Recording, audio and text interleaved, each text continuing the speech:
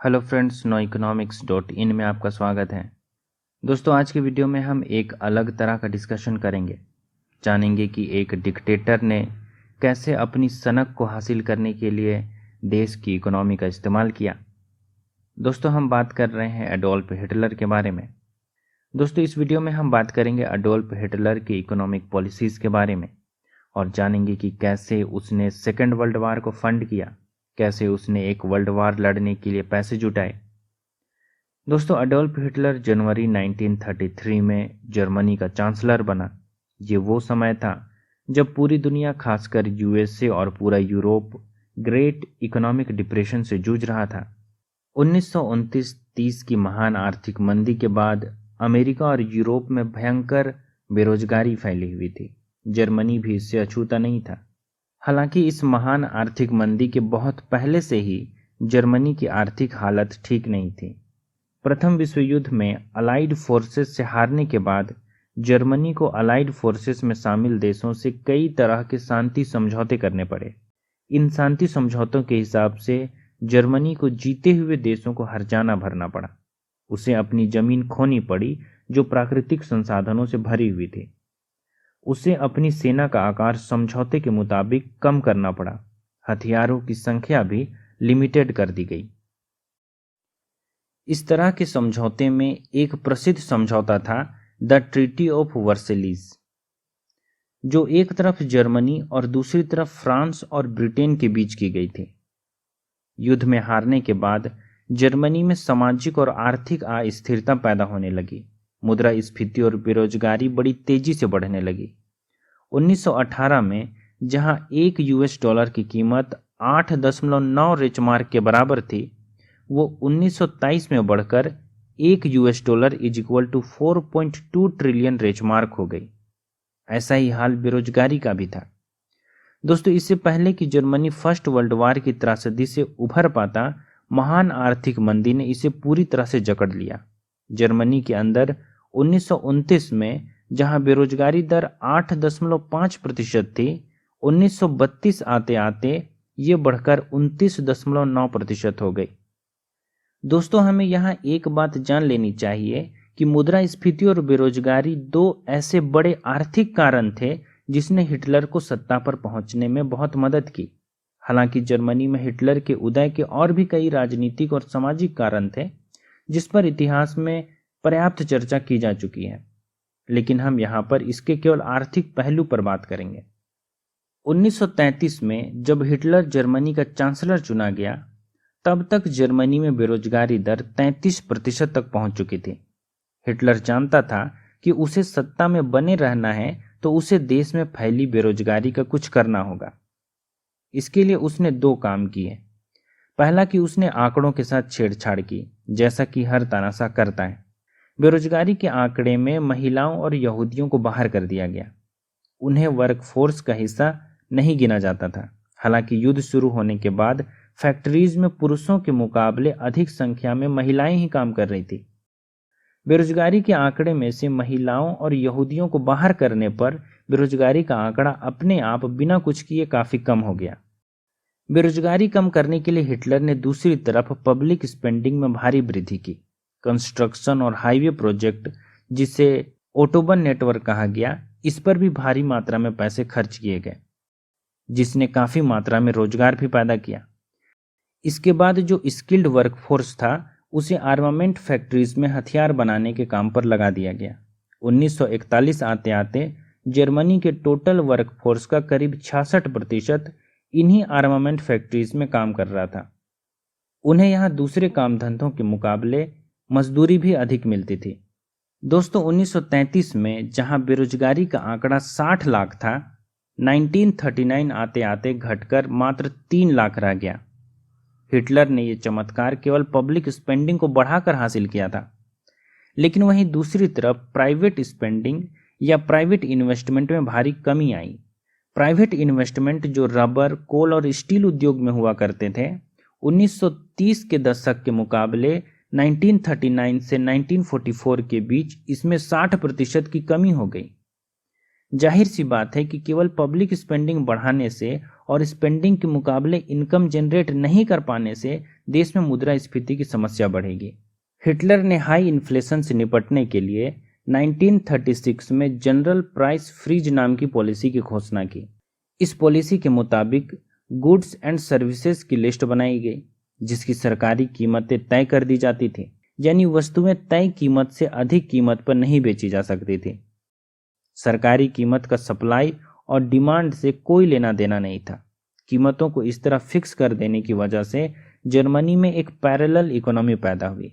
ऐसा कहा जाता है कि करीब 50% इकोनॉमी ब्लैक मार्केट में ऑपरेट करती थी। तब नाजी जर्मनी ने हाई गवर्नमेंट स्पेंडिंग के जरिए अनएम्प्लॉयमेंट की समस्या को तो सोल्व कर दिया, लेकिन इसके लिए जर्मन सोशलिस्ट पार्टी को भारी मात्रा में डेफिसिट फाइनेंसिंग करनी पड़ी, जिसने सरकारी खजाने पर बहुत अधिक बोझ डाल दिया।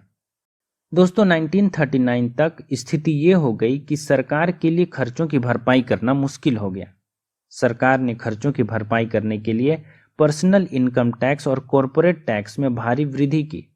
पर्सनल इनकम टैक्स की सीमा 1500 से 3000 रेचमार्क पर 20% थी, जबकि 3000 से 5000 रेचमार्क इनकम पर यह बढ़कर 55% तक पहुंच गई। 55% तक टैक्स वसूले जाते थे, जबकि कॉरपोरेट इनकम टैक्स करीब 66% थे। डेफिसिट फाइनेंसिंग को पूरा करने का हिटलर के पास एक और तरीका था, ये थे सरकारी बॉन्ड्स। हिटलर ने शॉर्ट टर्म बॉन्ड्स बेचना शुरू किया, जिसका इस्तेमाल उसने वार टाइम गतिविधि को चलाने के लिए किया। इससे पहले सरकारें लॉन्ग टर्म बॉन्ड्स बेचा करती थी, जिसकी मैच्योरिटी काफ़ी लंबी होती थी। हिटलर ने लॉन्ग टर्म के बजाय शॉर्ट टर्म बॉन्ड बेचना शुरू किए, जिसकी मैच्योरिटी काफ़ी कम होती थी और ये जनता के लिए काफ़ी आकर्षक भी हुआ करते थे। कई बार इन बॉन्ड्स की मैच्योरिटी 1 साल तक की भी हुआ करती थी। उसने काफ़ी सरकारी बॉन्ड बेचे जो वार बॉन्ड के नाम से जाने जाते थे। इन बॉन्ड्स की वजह से भी गवर्नमेंट डेफिसिट में भारी वृद्धि हुई। 1939 में जिस साल युद्ध शुरू हुआ, करीब 41.1 बिलियन रेचमार्क के बराबर टोटल पब्लिक डेट था, यानी राजकोषीय घाटा था, जो 1945 आते आते जिस साल युद्ध खत्म हुआ करीब 387.9 बिलियन रेचमार्क तक पहुंच गई। दोस्तों आपको बतला दूं कि एक अनुमान के मुताबिक पूरे युद्ध में जर्मनी को करीब 683 बिलियन रेचमार्क के बराबर खर्च करने पड़े थे। हिटलर ने युद्ध के लिए फंड की व्यवस्था डेफिसिट फाइनेंसिंग से की थी। उसने टैक्स दरों में इजाफा किया, सरकारी बॉन्ड बेचे, दूसरे देशों का इंपोर्ट बिल नहीं चुकाया। फ्रांस को करीब 8.5 बिलियन रेचमार्क के बराबर इंपोर्ट बिल नहीं चुकाया गया। नीदरलैंड को 6 बिलियन रेचमार्क, बेल्जियम और लग्जमबर्ग को 5 बिलियन रेचमार्क, पोलैंड को, जिस पर जर्मनी ने सबसे पहले कब्जा किया था, करीब 4.7 बिलियन रेचमार्क के बराबर का इंपोर्ट बिल नहीं चुकाया गया। जर्मनी ने युद्ध लड़ने के लिए अपनी करेंसी का वैल्यू मैनिपुलेशन किया। कब्जा किए गए देशों के प्राकृतिक संसाधनों का युद्ध के लिए इस्तेमाल किया। कंसंट्रेशन कैंप के बंदियों और युद्ध बंदियों का इस्तेमाल एग्रीकल्चर और कंस्ट्रक्शन के कामों में अनपेड लेबर के रूप में किया। दोस्तों युद्ध के दौरान जर्मनी ने जिन देशों की टेरिटरी पर कब्जा किया था, वहां काम करने के लिए वहीं के उद्योग और बिजनेसेस को ऑक्यूपेशन टैक्स नाम का एक टैक्स चुकाना पड़ता था। केवल फ्रांस से ही करीब 84 बिलियन रेचमार्क के बराबर ऑक्यूपेशन कॉस्ट वसूला गया था। दोस्तों एक डिक्टेटर को उस जनता का जिसने उसे सिर आंखों पर बैठाया, उसके लिए उस जनता का कितना महत्व होता है, ये इस बात से पता चलता है कि वो जनता के कामों पर कितना पैसा खर्च करता है। दोस्तों हिटलर ने चांसलर बनने के बाद केवल युद्ध की तैयारी की। उसे जनता के कामों से कोई लेना देना नहीं था। उसने अपना प्रोपेगेंडा तंत्र मजबूत किया, जिससे जनता को गुमराह किया जा सके। उसने युद्ध के लिए आर्मी को मजबूत किया, हथियार फैक्ट्रियों में गवर्नमेंट स्पेंडिंग बढ़ाई।